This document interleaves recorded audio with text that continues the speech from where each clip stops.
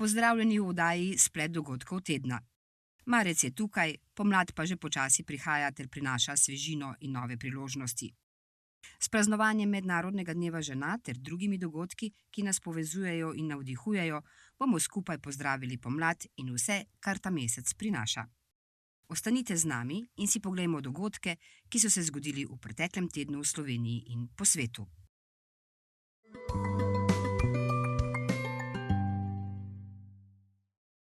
V Sloveniji smo 1. marca prvič obeležili dan inkluzije, katerega namen je povečanje zavedanja o pomenu vključevanja vseh posameznikov v družbo. V Državnem zboru je bil 28. februarja posvet z naslovom Bogatstvo vključujoče družbe, ki ga je organizirala Zveza društev gluhih in naglušnih Slovenije, moderirala sta ga magistrica Urška Klakočar Zupančič in Matjaž Juhart. Dogodek je izpostavil koristi vključevanja ter pomen odprte razprave, kakor tudi, da inkluzija ni le enodnevni dogodek, ampak trajni cilj, ki zahteva konkretne ukrepe za dostopnost in enake možnosti skozi vse leto. Ministrstvo za kulturo in RTV Slovenija sta 5. marca podpisala pogodbo o projektu samodejnega podnaslavljanja televizijskih oddaj v vrednosti 1,2 milijona evrov. Projekt, sofinanciran s sredstvi iz Evropske kohezijske politike in proračuna, bo gluhim in naglušnim omogočil enakopraven dostop do televizijskih vsebin. Samodejno podnaslavljanje bo na voljo na različnih platformah in bo potekalo do leta 2028. Ministrica za kulturo Asta Vrečko je poudarila pomen dostopnosti, predsednica RTV Slovenija Natalija Gorščak pa je izpostavila vlogo RTV pri razvoju te tehnologije. Projekt bo prispeval k večji vključitvi in kakovosti življenja ljudi z oviranostmi. V Državnem zboru so glasovali o predlogu za razrešitev Nataše Sukič z mesta podpredsednice. Za njen odhod je glasovalo 28 poslancev, proti pa 51, zato je ostala na svojem mestu. Predlog za njeno razrešitev so vložili poslanci SDS, ki so jo obtožili, da je zavajala glede pokojninske reforme iz časa vlade Janeza Janše. Sukič je po glasovanju povedala, da gre za politični trik SDS, ki manipulira z upokojenci za pridobitev političnih točk. SDS pa je vztrajal, da je širila laži o pokojninskih reformah in zahteval, da se opraviči. Po njihovem mnenju bi morala razrešitev podpreti tudi koalicija, vendar so poslanci Levice in SD menili, da gre za predvolilni trik povezan z referendumom o pokojninskih dodatkih. RTV Slovenija bo zavezancem RTV prispevka od zdaj naprej 2-krat letno poslala 6 položnic. Zavezanci jih bodo še vedno plačevali mesečno. Ta sprememba je del prizadevanj RTV Slovenija za bolj trajnostno poslovanje in racionalizacijo poslovnih procesov. Z novim načinom pošiljanja položnic želijo zmanjšati količino papirja in povečati učinkovitost sistema. Poleg tega zavezance spodbujajo, naj uporabljajo elektronske možnosti za plačevanje prispevka, kar bo pripomoglo k večji udobnosti in manjšemu vplivu na okolje. Poslanci so 4. marca sprejeli novelo zakona o osebni izkaznici, ki širi njeno uporabnost, vključno z otroki do 12. leta, ki bodo izkaznico lahko uporabljali kot kartico zdravstvenega zavarovanja. Novela poenostavi postopek izdaje izkaznic, uvaja varovalko proti lažnim fotografijam in preprečuje fiktivno prijavo prebivališča. Zavezanci bodo tudi obveščeni o datumu izdelave izkaznice. Poslanci so soglašali, da novela prispeva k večji digitalizaciji in varnosti, nekateri pa so izpostavili potrebo po spremembi grafične podobe izkaznice.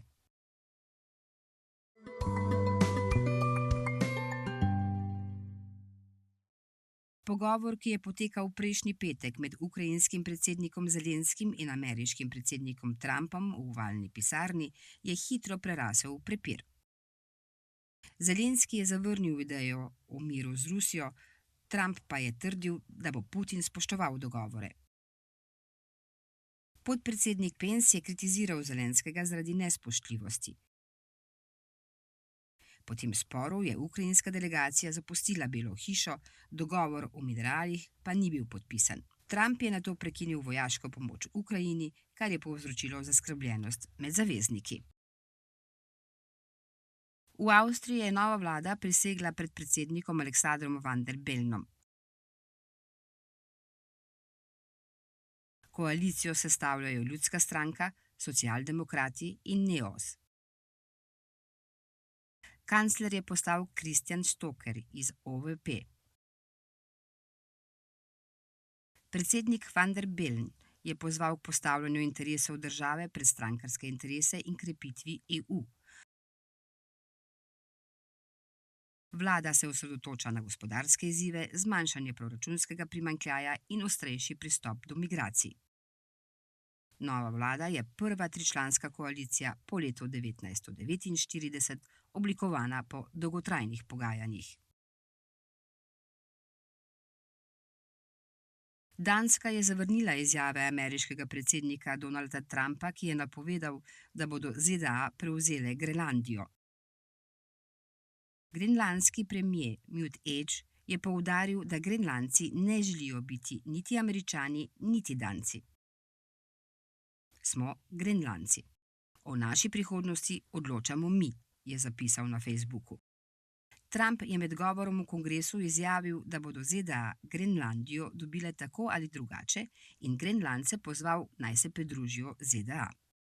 Grenlandija je avtonomno dansko ozemlje s približno 55.000 prebivalci. Otok je bogat z naravnimi viri, kar privablja ZDA, Kitajsko in Rusijo.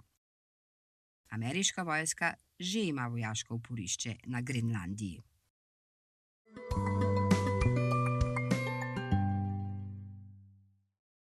Slovenska futsalska reprezentanca gluhih pod vodstvom trenerja Mitje Jonteza in pomočnika trenerja Mita Kosa se je nedavno udeležila kvalifikacij za Evropsko prvenstvo 2026, ki so potekale od 28. februarja do 2. marca v Glivicah na Poljskem. V prvem obračunu v petek so se pomerili proti domači Poljski in izgubili z rezultatom 6-3. V soboto so igrali proti Bolgariji, kjer so ponovno klonili z rezultatom 2-6. V nedeljo so odigrali še zadnjo tekmo, in sicer proti Norveški, ki je zmagala z rezultatom 3-1. Na žalost se slovenska reprezentanca ni uspela uvrstiti na Evropsko prvenstvo, ki bo leta 2026 v Poreču.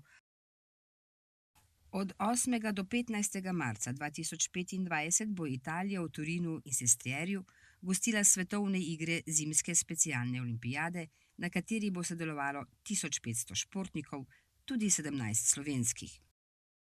Našo ekipo sestavljajo smučarji in krpljarji, spremljali pa jih bodo trenerji in delegati. Slovenija je svojo ekipo predstavila na dogodku v prostorih NLB-ja v Ljubljani, ki je potekal pod pokroviteljstvom predsednice dr. Nataše Pirc Musar. Specialna olimpijada, ustanovljena leta 1968, vključuje več kot 200 programov v 150 državah, kjer združuje športne in socialne dejavnosti za osebe z motnjami v duševnem razvoju.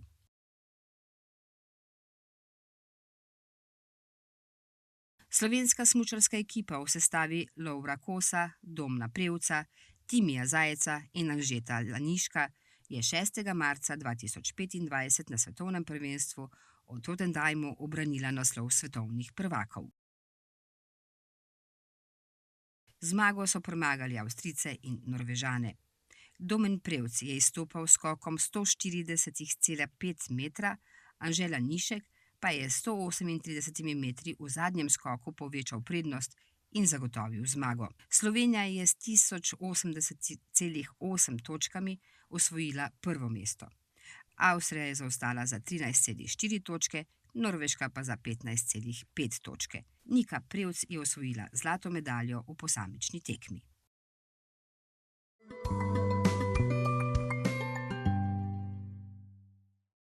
Jutri bo delno jasno, zvečer se bo oblačnost nekoliko povečala. Jutranje temperature bodo od -4 do 1 stopinja Celzija, na Primorskem do 3 stopinje Celzija. Najvišje dnevne pa od 14 do 19 stopinj Celzija. V nedeljo bo precej jasno, pihal bo jugozahodni veter. V noči na ponedeljek se bo od zahoda pooblačilo, v ponedeljek pa bo pretežno oblačno. Predvsem v zahodni in osrednji Sloveniji bo deževalo. Pihal bo jugozahodni veter, ob morju jugo.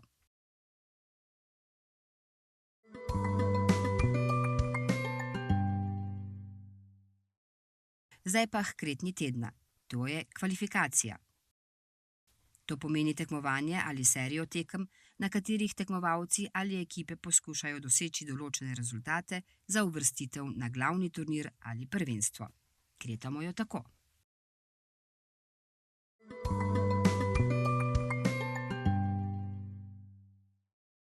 Jutri je 8. marec, dan, ko praznujemo vse žene, dekleta, hčerke, mame in babice. Ta dan je kot nalašč za sprostitev in razvajanje, brez skrbi in obveznosti.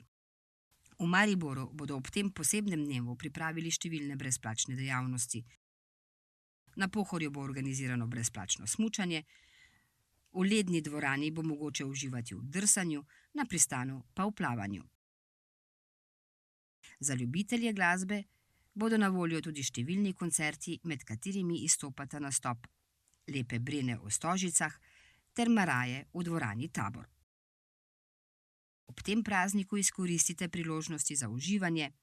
Želimo vam lep vikend in lepo praznovanje ter se vidimo spet prihodnji teden.